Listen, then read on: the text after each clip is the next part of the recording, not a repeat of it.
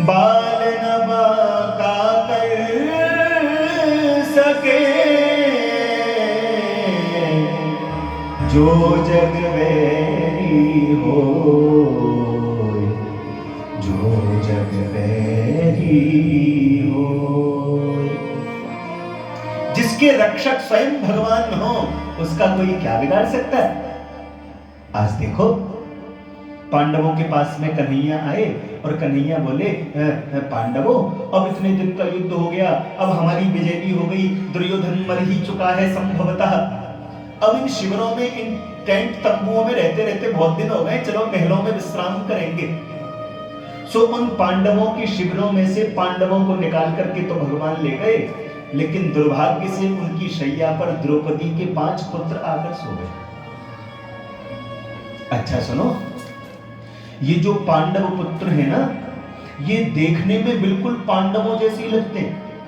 भीम का पुत्र मोटा ताजी एकदम भीम जैसा लगता है, अर्जुन का पुत्र अर्जुन जैसा लगता है। कहते हैं रात के अंधेरे में अश्वत्थामा पहचान नहीं कर पाया और पांडवों की जगह उन 5 का ही सिर काट कर ले गया। मित्र, तुम एक की बात करते थे, लो हम 5 का सिर ले आए। घनघोर अंधकार, जंगल का वातावरण, दिख तो रहा नहीं है दुर्योधन को, एक एक बूंद खून की निकल चुकी है, ज्योति आंखों की कम हो चुकी है। टटोल करके देखता है, अच्छा दिखाओ। कहते हैं इतना बलवान था ये दुर्योधन, यहीं से अंदाजा लगा लो, भीम के अंदर 60,000 हाथियों का बल था। ये जो हाथी होता है ना गजराज, कहते भीम ऐसे 2-2 हाथियों को हाथ से उठा करके फेंक दिया करता था, इतना बलवान था भीम। लेकिन उस भीम की जो गदा है, भीमसेन जी महाराज की गदा का प्रहार जिस दुर्योधन ने सहा हो, वो कितना बलवान होगा। जैसे ही हाथ से सिर को दबाता है, सिर फूट ही जाता है। 4 सिर फोड़ दिए, प्रसन्न हो रहा है, हो पांडव मर गए। अंत में जब सबसे बड़ा सिर दिया, बोले ये तुम्हारे परम शत्रु भीम का सिर है। कहते जो दुर्योधन ने दबाया वो भी सिर फूट गया। दुर्योधन पहचान गया ये भीम का सिर नहीं हो सकता।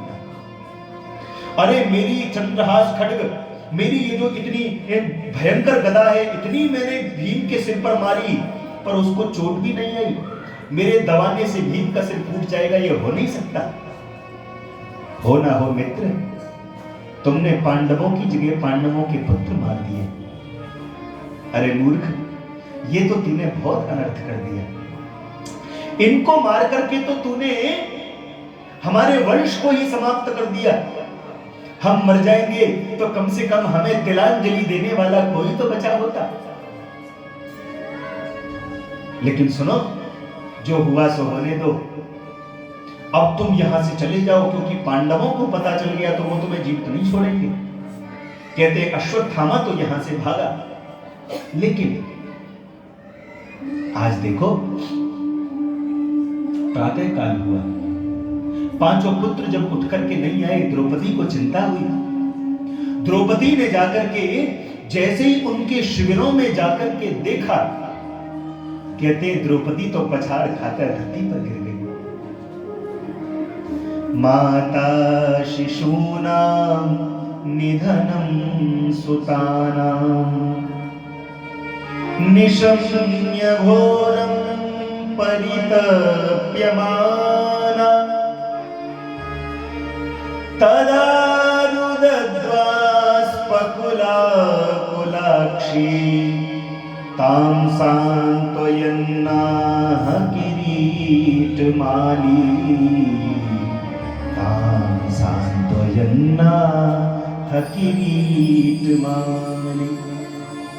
जोर जोर से द्रौपदी रोने लगी।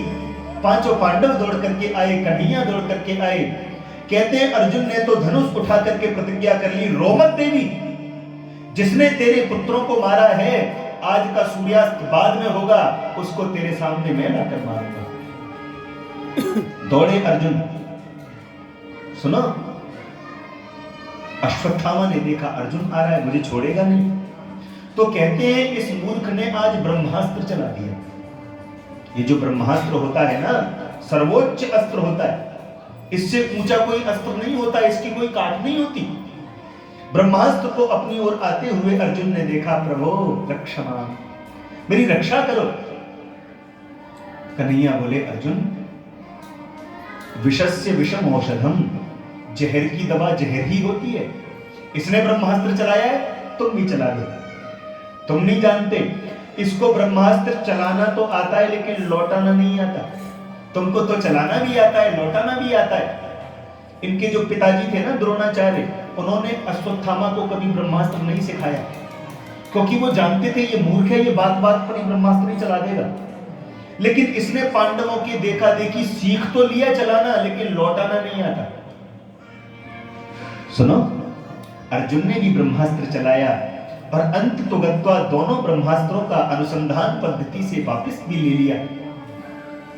और तथा यतम पशुवत पाशबद्ध अवांग मुखम कर्म जुगुप्सितेन, जैसे कोई बिल्ली चूहे को खदेड़ती हुई ले जाती है, आज अश्वत्थामा के दोनों पैर रस्सी से बांध दिए और रथ की ध्वजा से रस्सी बांध दी, खदेड़ते हुए ले जा रहे हैं। भगवान ने कहा, कहां ले जा रहे हो? अरे इसको मारो, छुट्टी करो। अर्जुन बोले, केशव, द्रौपदी को वचन देकर के आया हूं कि तेरे सामने ला करके मारूंगा, इसलिए मरना तो इसको है ही, इसको घर ले चले। भगवान बोले, ठीक है, जैसी तुम्हारी मर्जी। बहुत बड़ी सभा लगी हुई है, उच्च आसन पर बैठे हैं महाराज युधिष्ठिर। क्या करूं? आपके सामने ये शत्रु खड़ा है, आप मुझे बताओ, इसको मारे छोड़े? छोड़ने का तो प्रश्न ही नहीं, मैं चाहता हूं कोई ये बताए इसको कैसे मारा जाए। आधे लोग बोलते हैं मार दो, आधे बोलते हैं छोड़ दो। द्रौपदी से पूछा, द्रौपदी ये तुम्हारा शत्रु है, ये तुम्हारा अपराधी है, इसने तुम्हारे पुत्र मारे हैं, तुम जो कहोगी वो इसको दंड दिया जाएगा, बताओ इसको कैसे मारूं? पर धन्य है माता द्रौपदी का धैर्य। दौड़ करके द्रौपदी आई, अश्वत्थामा की रस्सियां खोलती हुई बोली, मुच्यताम मुच्यतामेष ब्राह्मणो नितराम गुरु। मुच्यताम, सुनो, छोड़ दो, मत मारो। द्रौपदी, तू इस पापी पर दया दिखाती है? बोले, नहीं, इस पर दया नहीं आती, मुझे तो इसकी मां पर दया आती है। वो केवल इसकी मां नहीं है, तुम्हारी गुरु माता भी है। ये केवल ब्राह्मण नहीं, तुम्हारे गुरु का पुत्र भी है। सुनो, एक पुत्र के मरने का क्या कष्ट होता है मैं अभी अनुभव कर रही हूं, लेकिन फिर भी मेरे मन में ये तसल्ली है, मेरे पुत्र मरे हैं लेकिन मेरे 5 पति तो अभी तक जीवित हैं। पर सुनो, इसकी मां के हृदय से पूछना, इनके जो पति थे वो अभी अभी महाभारत के युद्ध में मारे जा चुके हैं, अभी उनका त्रयोदशी संस्कार भी नहीं हुआ। अगर उनका पुत्र भी आज तुमने मार दिया तो वो बेचारी ब्राह्मणी तो जीते जी मर जाएगी। मुझे दया इस पर नहीं, इसकी मां पर आती है, छोड़ दो। युधिष्ठिर जी बोले, भैया हमको भी ऐसा ही लगता है, छोड़ ही दो। भीम भैया आप बताओ, आप क्या बोलते हो? भीम गदा उठा करके बोले, तुम छोड़ दोगे तो मैं मार दूंगा, ऐसे पापी को तो मरना ही चाहिए। अब आधे बोलते हैं मार दो, आधे बोलते हैं छोड़ दो। भगवान भी वहीं बैठे हैं। भगवान ने मन में सोचा, हमसे पूछेगा तो बता देंगे, नहीं पूछेगा तो काय को बताए। अंत में जब कोई निर्णय नहीं पाया, तब अर्जुन भगवान की शरण में जाकर के बोले, गोविंद बताओ ना क्या करूं, मारूं या छोड़ूं? अब ये तो नाम ही इनका कन्हैया है, ये तो टेढ़ा ही बोलते। सुनो, राम जी का नाम भी सीधा, उनके सारे कर्म भी सीधे। ये जो कन्हैया है ना, एक तो इनका नाम ही टेढ़ा। देखो, राम राम बोलो, आपको कोई प्रॉब्लम नहीं होगी, लेकिन जिनके मुंह में दांत नहीं हो उनसे बोलना कि बोलो कृष्ण, हवाई निकल जाती है मुंह से, कृष्ण नाम नहीं आता। नाम टेढ़ा, खड़े होने का ढंग टेढ़ा, और जब बोलते हैं तो वाणी भी टेढ़ी बोलते हैं। अर्जुन से बोले, एक काम करो अर्जुन, ब्रह्म बंधुर्न हन्तव्य आततायी वधारहणः मयैवो भयमां नातं परिपायनुशासनम् परिपायनुशासनम्।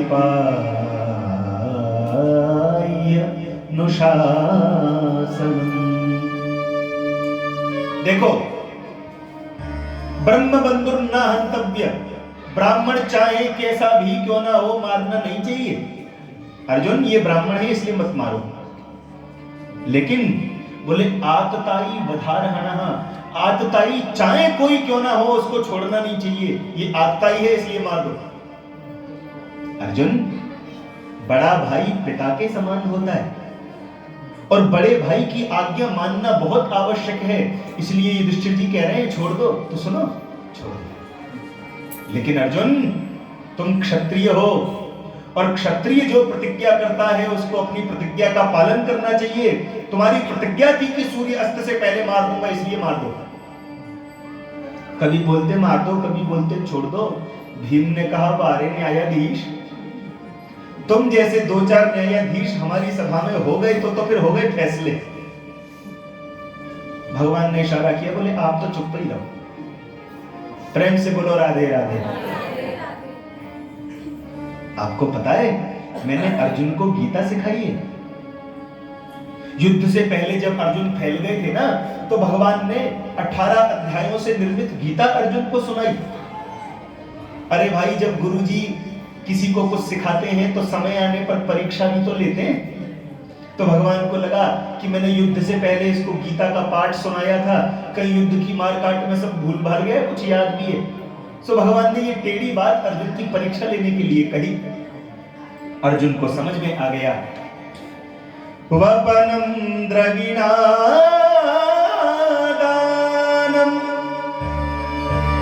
स्थानान्निर्यापणम तथा एष हि ब्रह्मबन्धूनां वधो नान्योस्ति दैहिकः। सुनो, किसी की गर्दन कलम कर देना ही वध नहीं होता। तो फिर बोले जिस व्यक्ति का समाज में मान है, प्रतिष्ठा है, एक ऐश्वर्य है, ऐसे सामाजिक व्यक्ति का भरी सभा में अपमान कर देना भी मृत्यु के समान ही होता है।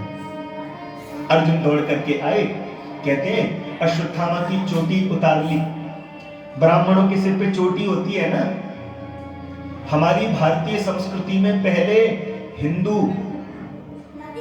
ब्राह्मण, क्षत्रिय, वैश्य और शूद्र चारों जातियां सिर पर चोटी रखती थी।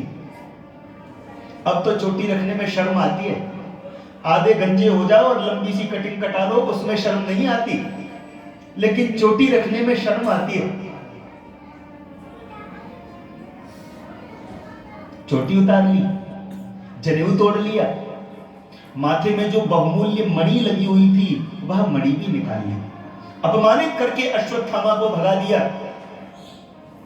अश्वत्थामा ने मन में सोचा, इन पांडवों ने मेरा अपमान किया है, इनके वंश को भी मैंने नष्ट नहीं कर दिया तो मेरा नाम अश्वत्थामा नहीं। फिर मन में सोचता है वंश में बचा ही कौन है? एक था अभिमन्यु, सो पहले मर गया, ये 5 थे, ये मैंने मार दिए। फिर ध्यान आया, नहीं नहीं नहीं नहीं, मैंने सुना था कि अभिमन्यु की पत्नी उत्तरा गर्भवती है, हो ना हो 2-4 महीने बाद उसका पुत्र जन्म लेगा, तो क्यों ना उसको गर्भ में ही नष्ट कर दूं। सो आज इस पापी ने फिर दोबारा से ब्रह्मास्त्र चला दिया भीम पलासी में। प्रेम से बोलो राधे राधे। और सुनो, आज भगवान जा रहे हैं, पांडवों से आकर के बोले भैया अब हम जा रहे हैं, युद्ध पूरा हो गया, आपकी विजय हो गई, आप राजा बन गए। अब देखो इतने दिन हो गए हमें द्वारका से आए हुए, द्वारकावासी हमारी प्रतीक्षा कर रहे होंगे, हम जाएं? पांडव बोले प्रभु भेजने का मन तो नहीं होता आपको, लेकिन बात आपकी भी ठीक है, आपको द्वारका देखनी है, सब वहां का भी काम ठीक है प्रभु, आप प्रस्थान करो। बहुत बड़ा विदाई समारोह होने लगा, ढोल नगाड़े लेकर के पूरा हस्तिनापुर भगवान को विदा करने के लिए आ गया। सुनो, आज भगवान रथ में बैठे, रथ पर चढ़ रहे, एक चरण भगवान का रथ की सीढ़ी पर है, एक हाथ से भगवान ने ध्वजा पकड़ रखी है, और जब सारे हस्तिनापुर वासी भगवान को प्रणाम करते हैं ना, तो एक हाथ से भगवान सबको आशीर्वाद भी दे रहे हैं। सूत जी महाराज कहते हैं, ऋषियों एक बार आंख बंद करके भगवान की इस छटा का दर्शन करो, कैसे हैं मेरे गोविंद। ऐसी सुंदर झांकी हो ही रही थी प्रभु की कि इतने में ही उत्तरा रोती बिलखती सामने आ गई, और सामने आकर कहने लगी, गोविंद पाहि पाहि महायोगिन देव देव जगत्पते नान्यं त्वदभयं पश्ये यत्र मृत्यु परस्परम् यत्र मृत्यु परस्परम्। हे गोविंद मेरी रक्षा करो, हे गोपाल मेरी रक्षा करो। कहते हैं भगवान को समझते देर ना लगी, और तुरंत उत्तरा के गर्भ में अंगूठे के बराबर रूप बना करके प्रवेश कर गए कन्हैया, और अपनी गदा को घुमा घुमाकर परीक्षित की रक्षा की। बाहर निकल करके बोले, बेटी अब कैसा महसूस कर रही हो। कहते हैं उत्तरा तो प्रभु की कृपा को समझ करके इतनी कंठ से अवरुद्ध हो गई, मुख से वचन नहीं निकला। लेकिन इस भेद को माता कुंती समझ गई। हो ना हो मेरी इस पौत्र वधू की रक्षा गोविंद ने की है। सब बड़े आश्चर्य से देख रहे हैं। सौनकादिक 88,000 ऋषि भी बड़े आश्चर्य से देख रहे हैं। क्या हुआ? बोले बहुत बड़ा आश्चर्य है। क्या आश्चर्य है?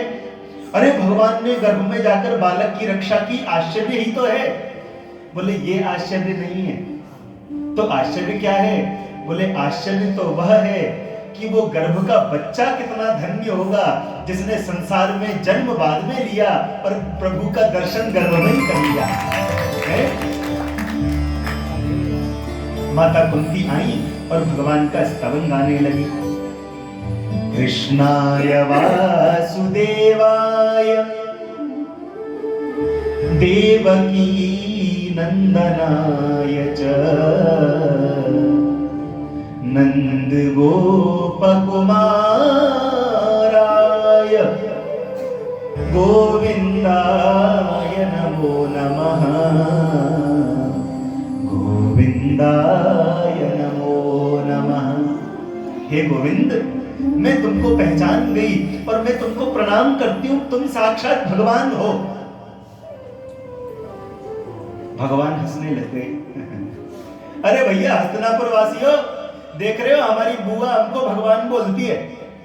अब जब बुआ ने भगवान हमको बना ही दिया है तो ठीक है, हम भगवान से कम भी नहीं है। बुआ सब भगवान से कुछ ना कुछ मांगते हैं, आप भी मांग लो। अच्छा सुनो, अगर हमारे सामने भगवान आ जाए और कहे कुछ मांग लो तो इतनी लंबी लिस्ट प्रस्तुत कर देंगे हम। पर धन्य है माता कुंती, मांगा प्रभु से, लेकिन क्या मांगा? प्रभु आप मुझे देना चाहते हो? हाँ मांगो ना बुआ। विपदः सन्तु नः शश्वत् तत्र तत्र जगद्गुरो भवतो दर्शनं यस्या अपुनर्भवदर्शनम् अपुनर्भवदर्शनम्। हे गोविंद आप मुझे अगर देना ही चाहते हो तो यही वरदान दे दो कि मेरे जीवन में विपत्ति पर विपत्ति पर विपत्ति पर विपत्ति आती रहे, कष्ट ही कष्ट आते रहे।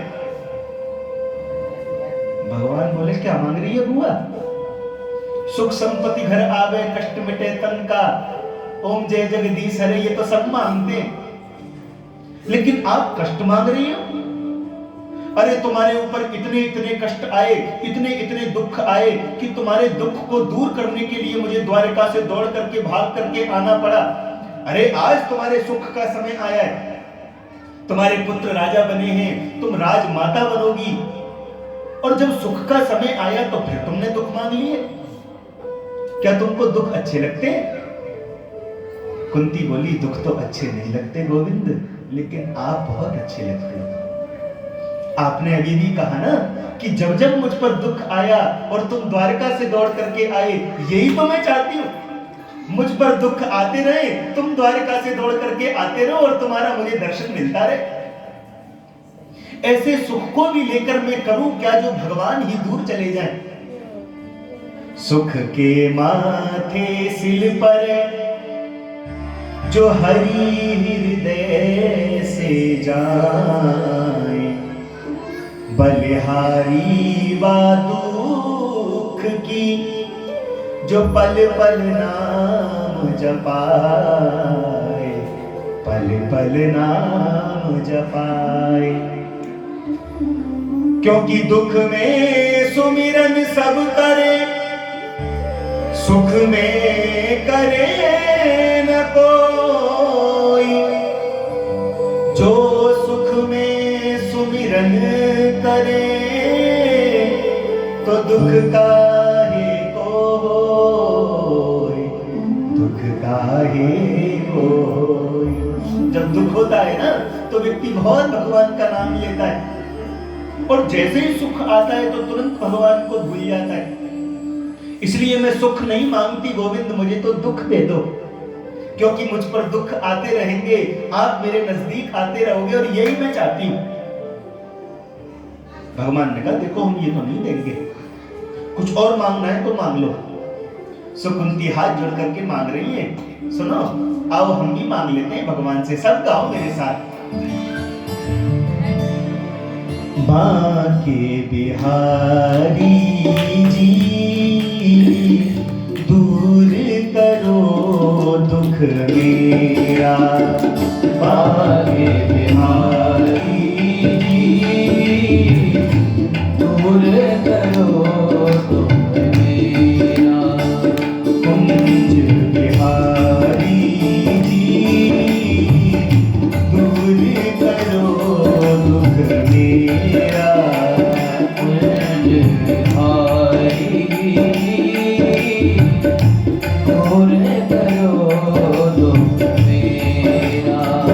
बांके बिहारी जी दूर करो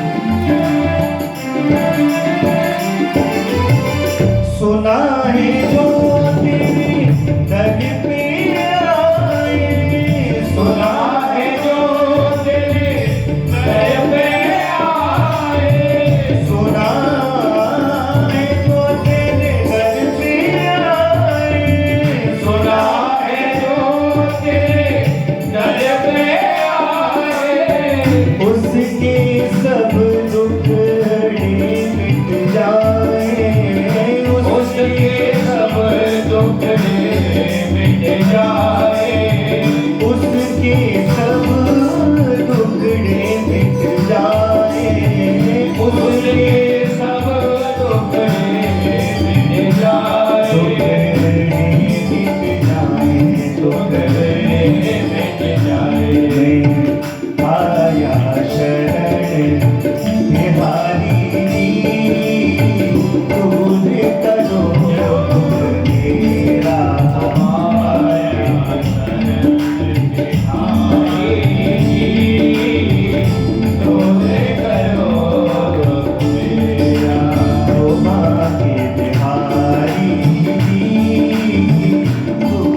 करो मेरा।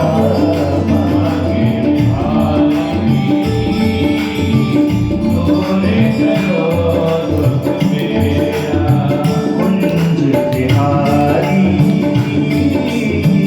दूर करो दुख मेरा, कुंज बिहारी, दूर करो दुख मेरा, दूर करो दूर करो दुख मेरा। बोलो दीन बंधु भगवान की जय। प्रेम से कहो राधे राधे। यही बनाया अद्भुत बात। आज इतनी सुंदर स्तुति माता कुंती ने गाई, भगवान ने देखा ये क्या हो रहा है। अगर बुआ ने मुझे सच में ही भगवान बना लिया तो गड़बड़ हो जाएगी, आगे की लीला कैसे होंगी। सो भगवान ने अपनी माया को आदेश दिया, अरे माया, मुझे लगता है तुम बुआ की आंखों के जो पर्दे को तुमने हटा दिया है, ये अपनी माया के पर्दे को तुरंत लगाओ। अगर सच में भगवान बना लिया तो आगे की लीला कैसे करेंगे। फिर दोबारा माया का पर्दा लगा। कुंती बोली, प्रभु देखो मैं यही चाहती हूं, हम कभी यात्रा करें, कोई विधवा नारी बेचारी रोती बिलखती सामने आ जाए तो अपशकुन हो जाता है। आप देखो हस्तिनापुर से द्वारका तक की यात्रा करने जा रहे हो और ये मेरी पौत्र वधू बेचारी उत्तरा तुम्हारे सामने रोती बिलखती आ गई, तुम अब आज मत जाओ। भगवान बोले ठीक है नहीं जाते। सो कहते हैं आज भगवान रुक गए। अच्छा एक बात बोलूं, वास्तव में तो भगवान स्वयं भी नहीं जाना चाहते थे। क्यों? क्योंकि एक महापुरुष 54 दिनों से भगवान की प्रतीक्षा कर रहा है। एक एक अंग में जिसके बाण छिड़ गए हैं, खून की एक बूंद भी जिसके शरीर में बची नहीं है, लेकिन अभी भी अपने प्राणों को जाने नहीं दिया। क्यों? क्योंकि मन में इच्छा है, ये प्राण जभी छोड़ूंगा जब गोविंद मेरे सामने होंगे, ये शरीर जभी छोड़ूंगा जब कृष्ण मेरे सामने होंगे। सो देखो आज जानते हो भगवान रात्रि में उठ करके देखा, प्यास लगी भगवान को। सो रात में देखा तो युधिष्ठिर जी महाराज के कक्ष से रोने की आवाज आ रही है। भगवान गए, कौन रो रहा है? तो देखा तो युधिष्ठिर जी फूट फूट के रो रहे हैं। क्या हुआ भैया, क्यों रो रहे हो? युधिष्ठिर जी बोले, गोविंद मैं जिस दिन से युद्ध जीता हूं मुझे अपने ऊपर बड़ी ग्लानि होती है। मुझे लगता है मैंने इस तुच्छ राज्य के लिए अपने गुरु का वध किया, मैंने इस तुच्छ राज्य के लिए अपने पितामहों का वध किया, मैंने इस भूमि के टुकड़े के लिए अपने सगे भाइयों को मारा। मुझसे ज्यादा नीच इस संसार में कोई हो नहीं सकता गोविंद। मेरा मन आत्मग्लानि से भर रहा है। भगवान ने सोचा युद्ध से पहले वो अर्जुन बिखर गया था और युद्ध के बाद में अब ये बिखर गए। अब देखो अर्जुन तो मुझसे छोटा है, सो मैंने ज्ञान दे दिया, पर इनको मेरी बात समझ में नहीं आएगी क्योंकि ये तो मुझे छोटा भाई मानते हैं ना, उम्र में कन्हैया छोटे हैं युधिष्ठिर से। तो उपदेश दूंगा तो मैं ही, लेकिन चोला दूसरा पहन लूंगा। तो मानो पितामह भीष्म के रूप में मैं उपदेश किनको दूं। इसलिए आज प्रातःकाल माता कुंती, द्रौपदी सबको लेकर के युधिष्ठिर जी महाराज भगवान श्री कृष्ण सीधे पहुंच गए पितामह भीष्म के पास। आहा, मृत्यु तो उसी की धन्य है जिसकी मृत्यु के समय भगवान सामने आ जाए। आज पितामह भीष्म ने जब कन्हैया को देखा तो रोना तो चाहते हैं, लेकिन आंखों के आंसू भी सूख गए। मैं द्वारिकाधीश कृष्ण आपके चरणों में प्रणाम करता हूं पितामह। पितामह, ये जो आपके बालक हैं अब राजा बन गए, और सुनो, जब व्यक्ति राजा बने तो अपने से बड़ों का मार्गदर्शन बहुत जरूरी है, इसलिए आप इनको कुछ मार्गदर्शन करो। तो कहते हैं पितामह भीष्म ने युधिष्ठिर को समझाया, बेटा दान धर्मान राज धर्मान मोक्ष धर्मान विभागशः स्त्री धर्मान भगवत धर्मान समा सव्यास योगतः समा सव्यास योगतः। सारी बात समझाई, दान धर्म, राज धर्म, स्त्री धर्म, भगवत धर्म। बेटा तुम गृहस्थ हो, और गृहस्थ व्यक्ति को चाहिए कि खूब धन कमाए। अरे भाई, अगर गृहस्थ व्यक्ति धन नहीं कमाएगा तो गृहस्थ जीवन चलेगा कैसे? गृहस्थी को खूब धन कमाना चाहिए, लेकिन बेटा जितना धन कमाए उसमें से 10% भाग धर्म के लिए निकालना चाहिए। अगर हम 100 रुपए में से 10 रुपए दान करते रहेंगे ना, तो धन की शुद्धि बनी रहती है। कहते हैं ना, तन पवित्र सेवा किए, तन पवित्र सेवा किए, और धन पवित्र करिदान, मन पवित्र हरि भजन सो होत त्रिविध कल्याण, होत त्रिविध